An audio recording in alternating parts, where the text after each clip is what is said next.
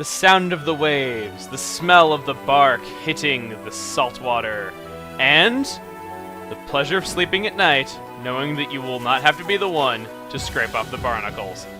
Welcome aboard the Goryo. Hey everybody, it's Chugga Conroy. Welcome back to more Okamiden. In the last episode, we went back in time to pursue Akuro. We were not able to find any information from the people on the ship, however, which is where we ended up when we traveled back in time.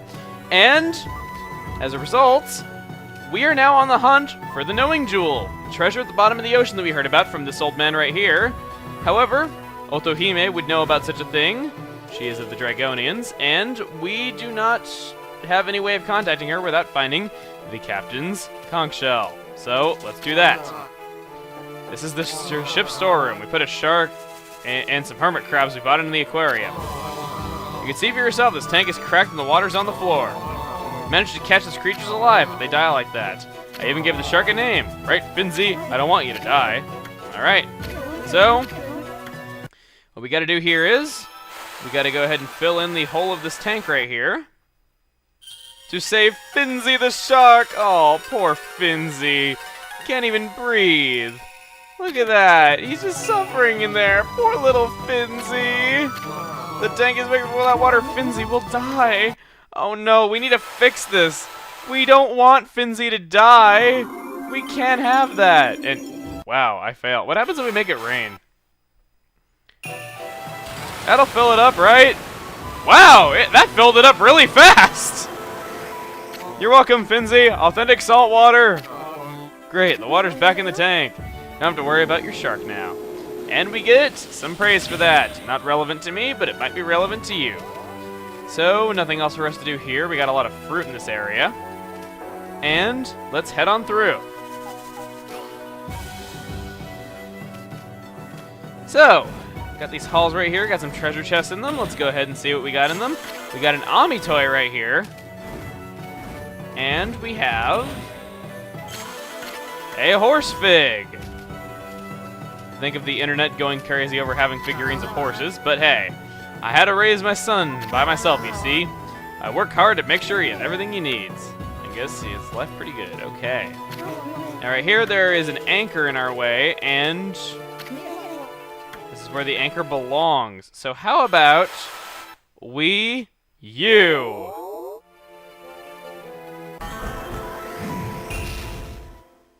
Ringer! And he has nothing to say about that, unfortunately. Dang it, I was hoping for something funny. Well, that's one way to clean up a mess. I know, I wish I could just draw a U and my mess would be entirely cleaned up. Make my life so much easier, especially as a homeowner. So, right over here, we have this cannon spinning around. So, why do they need such a big cannon? I think the better question is, why is the cannon below deck and not like in any place where there's a place to aim it?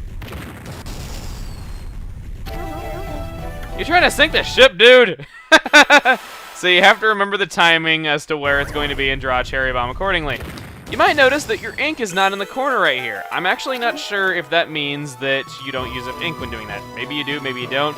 But I have noticed that your ink is not displayed in the corner while doing that, meaning that you might get an unlimited number of chances.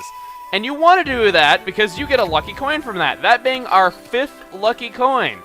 If we were in the present time, we would be able to use those to make ourselves a new weapon. However, we can't do that. Great, we need a key. So we can't go further in that direction, so no other way to go but here. And look who it is. You there. You have what appears to be a flute. But I know it houses a sword inside. You can't fool the eyes of Benkei the fisherman. I've gathered 999 weapons from all over Nippon. That concealed sword of yours would be my 1000th. Show it to me, now! The what, dude? Look, I'm not giving you anything, alright? Then you shall not pass. Jeez, everywhere we go, eh, boy? What do you want to do? Back off, Benkei. Looking for a 1000th weapon? Go for the living sword! living sword? Does such a weapon even exist? Oh sure, who hasn't heard the tales of it? It lives in the purest of waters, swimming to and fro. If you went to the city, I know you'd find it there. Intriguing. You, I no longer have need for your little sword. I will go to the city and find the so-called living sword.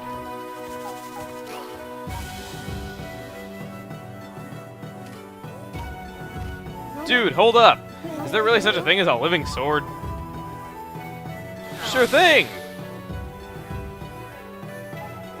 If you count a cutlass fish as a living sword. Yeah! I love that guy. So, Benkei, you might remember him from Okami. He was in Seion City fishing for what he called the living sword, and now we know why. This old man told him about it. So, Benkei is a character from mythology. He was a skilled fighter who swore allegiance to Minamoto Yoshitsune, who is the character that Waka is based off of, as he was called Ushiwaka in his youth. You might also know that his full name is actually Minamoto Kuro Yoshitsune, so that is yet another way that Kuro is tied to Waka. He is actually named after Waka's middle name, as funny as that is. So we get a silver watch right here, another silver pocket watch. So a lot of good treasures are popping up right here. But yes, Benkei, in his legend, wanted to collect 1,000 swords to be the greatest warrior on his journey to become the greatest swordsman. So, that is his reason for doing that. This is a cargo hold. Most of the crates here are held together by iron. Need to be strong to move them like me. Or, we could just cheat and use the science of magnets to attract them. Let's draw a gigantic U. Gotta draw it big if you want it. Do that, okay. So, we get that. And now we can press forward. And I said press forward. So, we have a maze right here where we gotta push crates around. Any of you that have played Tales of Vesperia or Tales of the Abyss? Yeah, this should bring back some painful memories. Enjoy your painful memories being brought back of those horrible days spent doing the crate pushing puzzles that are not entertaining, nor fun, nor a challenge. They just make you look up game facts one extra time when playing through Tales of games. Okay, I'm done. But in all seriousness, let's keep doing this. And no, you don't really have to draw them big, I'm just having fun. I almost said I'm having fun with myself. I don't know what I was thinking. So, we head down this way. We gotta attract these together again.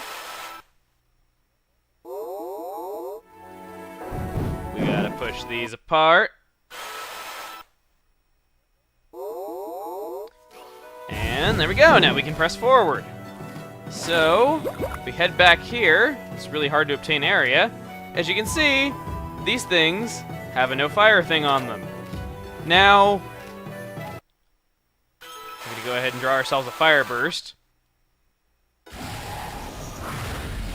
And unfortunately, nothing happens. Drawing a fire burst does no good here for some odd reason. What you really need to do oddly is draw a cherry bomb. I have no idea why that is, because you'd expect fire burst to work just as well, if not better. But, oh well. We got an iron door key right there. It's a door key. It's very dorky. I always say that. It's very dorky. It's like, as stupid as this is, I have like, around the area I live, there's this, place that I gotta use a card key to get in the door, and it's called the Door King, and I always call it the Door King. I don't know why, that's just one stupid thing that I always do all the time, so, I don't know. But, anyway, we don't have really anything over here, because we already collected all the items, but we can now open the Door King. I like how those chains just fell through the floor. Oh, it stunk so bad I fell through the floor. He's like, open sesame, as if he did all that. So we haven't really had to use Kuro's flying abilities in this area, and I don't think that we actually do. But right over here, we have a lot of freaking crap. We have a history scroll. You want to grab that, because that is a missable item, because a lot of these chests you can't actually get again. Get a seashell right there, which is an antique, but it is not a missable one, as they're in other locations. Get an inkstone there, that is worth a lot of money. And lastly, we get the Conch Shell. Of course, it is off in some storehouse with a locked door that no one has the key to in the entire place. And it's in, like, the very, very deepest depths of the ship. Why the captain keeps it there and not in his boarding room, I have no idea. Benkei is up here on the deck. Will this ship never reach the city? Perhaps it would help if I got out and pushed. Dude, we're on a boat. I don't think it'd help. He's got a life ring. Surely that helps push the boat at least a little bit.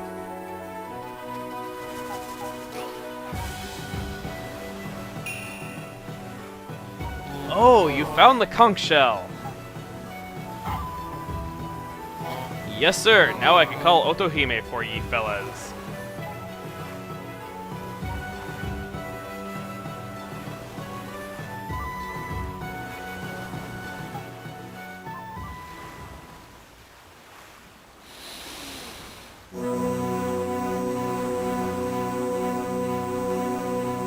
He is so lucky. That is the most fun thing to do in the world.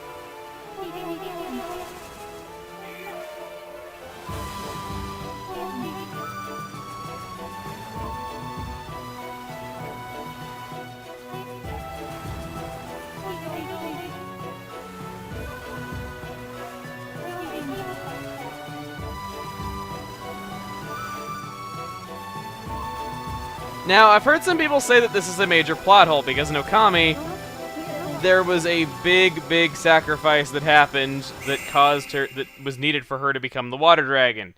However, she did say that she was going to use all powers available to her.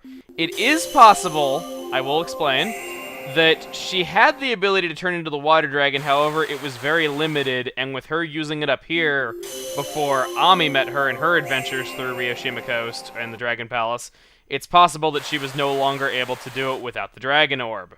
So, that is kind of my explanation for it. And right here, we are going to make a sun bloom on her feet.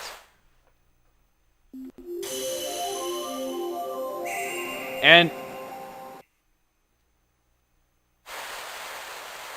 I'm not going to say anything about making that part of the body hotter by putting a sun there.